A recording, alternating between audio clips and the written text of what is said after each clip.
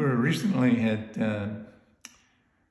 talked about Ayaqaych, and I sang a song about that. They're stories, and you don't hear about them. So I thought I'd mention a few. Ayaqaych has the power, and people notice that. Well, a long time ago, there was a man, I guess he was the medicine man, and he was a good man, but then he turned mean and started eating the souls of people. So the people decided they had to get rid of him.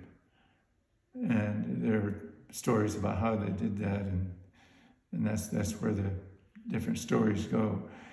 Well, they did, but his heart escaped. I think one account was that they used the wrong kind of wood, and when they were going to burn his body, and that escaped and is still around. And so we used to hear stories about don't be outside when it comes around.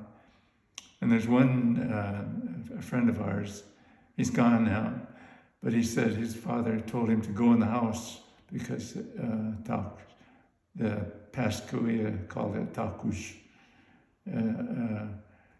that he was coming.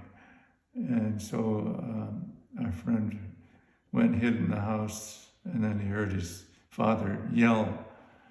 And that was what they said to do. When you see that, you holler at it, and it stays away. Well, that was one account. Another was my aunt was telling us about Aunt Dot. But then when she, and this has to do with Ayaqaych, she had been ill, and she was asleep and dreaming, and she dreamt that she rose up and started to fly over the mountain. And as she flew, she heard voices, and she looked down, and there were trees that were talking. They were praying, reaching up. And as she was flying, her guide said, "Don't look that way," which I guess is east, southeast. This is not your time.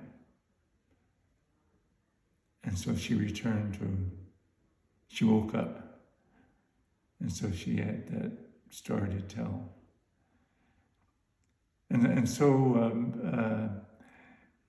another little bit was our older aunt used to take my cousins, her kids, on Wednesday night to the movies.